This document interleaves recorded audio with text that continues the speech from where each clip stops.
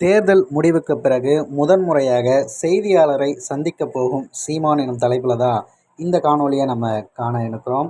ஆனால் சீமான் அவர்கள் தேர்தலுக்கு பிறகு ஒரு முறை கூட இங்கே செய்தியாளர்களை சந்திக்கிற அந்த விஷயத்தை செய்யவே இல்லை. அதற்கான காரணம் எல்லாருக்குமே ஏற்கனவே தெரியும். அவர் தவிர்ப்பது அப்படிங்கிறது தான் மிகவும் சரியானது அப்படின்னு கூட பல தம்பி தங்கைகள் நினைக்கிறாங்க. அதே நேரத்தில் சரியாக தேவைப்படும் நேரத்தில் அவர் நிச்சயம் பேசுவார். மக்களுக்காக எந்த நேரத்தில் பேசணும் அப்படின்னு சொல்லி தெரிந்து அதற்காக செய்வார். மக்கள் அவரை தேடுவார் அப்படின்னு அவர் சொன்னார். அது கேட்ப போகிறதே முடிந்த அந்த நாள்லேருந்து கிட்டத்தட்ட விஜய் அவர்கள் முதல்வராகி ஒரு 16 நாட்கள் மேலாகிறது. அனைவருமே பார்த்திங்கன்னா ஒவ்வொரு பிரச்சனைகளுக்கு பின்பும் சீமான் எங்கே, நாம் தமிழர் கட்சி எங்கேன்னு சொல்லிட்டு ரொம்ப கடினப்பட்டு தேடிக்கிட்டு இருக்கிறத நம்ம கண்கூட பார்க்க முடிகிறது.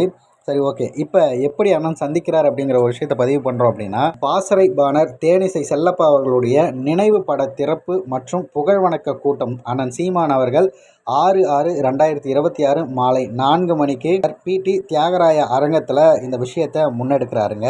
இந்த நிகழ்வில் பார்த்திங்கன்னா பொதுவாக எப்பொழுதுமே நாம் தமிழர் கட்சி இது மாதிரி எந்த ஒரு நிகழ்வு முன்னெடுத்தாலும் அந்த இடத்துல நம்ம கட்சி உறவுகள் சேருவதற்கு முன்பே ஒரு 30-40 கேமராவோட அனைத்து ஊடகவியலாளர்களும் அனைவருமே பார்த்திங்கன்னா தயார் நிலையில் காத்திருப்பாங்க.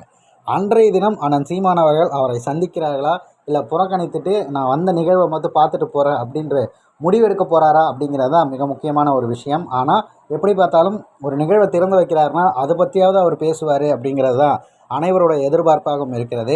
அப்படி பேசினால் அதுக்கு அடுத்து நிச்சயமாக விஜயுடைய ஆட்சி என்ன, அது எப்படி நடக்குது அப்படிங்கிற எல்லா கேள்வியும் கேட்டு அண்ணன் அவர்களிடம் எப்படி பார்த்தாலும் பேசிவிடலாம்ங்கிற ஒரு நோக்கோடு தான் அங்கே இருப்பாங்க.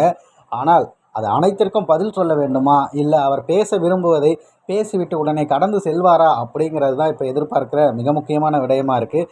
என்ன இருந்தாலும் தேர்தலுக்கு பிறகு இதுவரை பத்திரிகையாளரை சந்திக்காத அண்ணன் சீமான் அவர்கள் அன்றைய தினம் முதல் முறையாக சந்திக்கப் போவது என்பது உறுதியாகிறது. ஆனால் என்ன நடக்கும் அப்படிங்கிறத நம்ம பொறுத்து இருந்து தான் பார்க்கணும்.